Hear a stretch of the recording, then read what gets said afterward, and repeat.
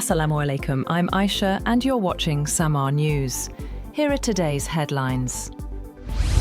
US President Donald Trump has renewed his criticism of the Supreme Court after it ruled against his sweeping tariff program last week. In a social media post, Trump said other tariff authorities remain available and could be used in a more powerful way, though he gave no details. The court ruled he exceeded his authority under an economic emergency law when imposing higher tariff rates. Trump has since said he plans to raise a temporary tariff on imports from all countries from 10% to 15%, the maximum allowed under that law. Trump also warned countries against what he called playing games after a Supreme Court ruling. In a Truth Social post, he said any country trying to take advantage of the decision would face much higher tariffs than previously agreed. The European Commission has demanded the United States stick to the terms of an EU-U.S. trade deal reached last year after the U.S. Supreme Court struck down Donald Trump's global tariffs and he responded with new levies across the board. The Commission said Washington must provide full clarity on the steps it intends to take following the court ruling. It said the current situation is not conducive to delivering fair, balanced, and mutually beneficial transatlantic trade and investment, stressing that a deal is a deal. On the other hand, the European Parliament has postponed a key vote on the European Union's trade deal with the United States after President Trump imposed a blanket 15% import duty. Lawmakers had been set to vote on proposals to remove many EU import duties on US goods, part of an agreement reached in Turnberry in July. The vote marks the second suspension of the deal after earlier protests over Trump's Greenland demands and tariff threats.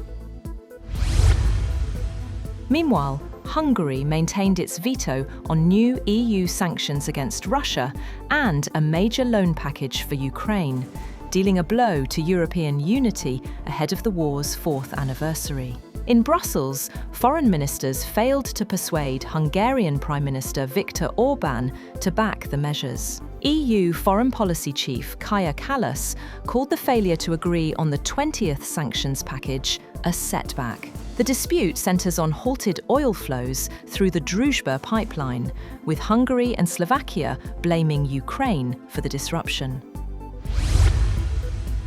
Iran and the US will hold a third round of nuclear talks on Thursday in Geneva, amid growing concerns about the risk of military conflict between the longtime adversaries. Oman's Foreign Minister Badr al-Busaidi, who acts as a mediator in indirect talks between Washington and Tehran, said he could confirm the US-Iran negotiations are now set for Geneva this Thursday, with a positive push to go the extra mile towards finalizing the deal. Iran's President Masoud Pezeshkian voiced cautious optimism on Sunday in a post on X, saying recent negotiations had yielded encouraging signals, while pointing at Tehran's readiness for any potential scenario.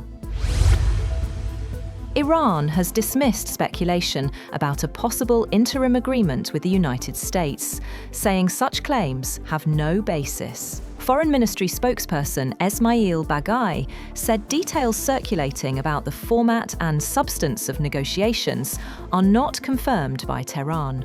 He stressed that talks cannot succeed if one side is forced to accept unilateral demands, particularly on nuclear issues and sanctions relief. Baghai also said he was unaware of reports that senior security official Ali Larijani would travel to Oman, which is mediating the latest round of discussions.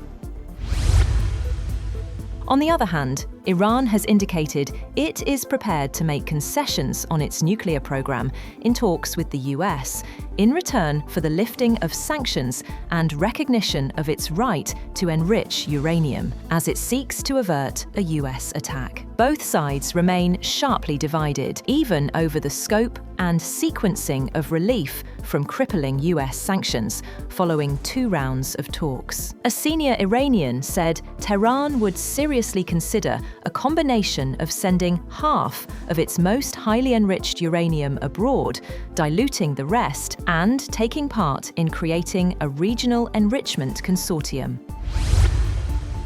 One of Mexico's most notorious drug lords, Nemesio Oseguera, or El Mencho, has been killed in a military raid, sparking widespread retaliatory violence. According to Mexico's defense ministry, Oseguera, the mastermind of the powerful Jalisco New Generation cartel, died in custody after being injured in a military operation by Mexican special forces in the town of Tapalpa on Mexico's Pacific coast in Jalisco state. His corpse arrived in Mexico City on Sunday afternoon in a heavily guarded convoy of National Guard troops. The United Nations chief has warned that human rights are under assault worldwide, citing widespread abuses of international law and devastating civilian suffering in conflicts in Sudan, Gaza, and Ukraine. Antonio Guterres, speaking at the opening of the Human Rights Council in Geneva, said the rule of law is being outmuscled by the rule of force. He added that human rights are being pushed back deliberately, urging member states not to view international human rights as a menu to pick from. A passenger bus fell from a hilly road in West Nepal before dawn, killing 19 people, including a British national. Police said only 9 of the dead have been identified so far, adding that the bus was carrying 44 people in all. A police statement said a New Zealander and a Chinese national were among the 25 injured when the bus headed to the Nepali capital, Kathmandu, from the tourist town of Pokhara, fell 200 metres from the road at Benighat in Darding district, 80 kilometres west of Kathmandu. The injured are being treated at hospitals in Kathmandu. Children across parts of the US Northeast will stay home as a powerful winter storm forced school closures and pushed offices and transit systems onto emergency schedules, with officials across the region warning of heavy snow, strong winds, and dangerous travel conditions. The storm has already snarled travel along the East Coast from Washington to New England, with airlines cancelling thousands of flights and officials urging people to stay off the roads. And a spectacular bench dragon dance has taken centre stage across China during Spring Festival celebrations.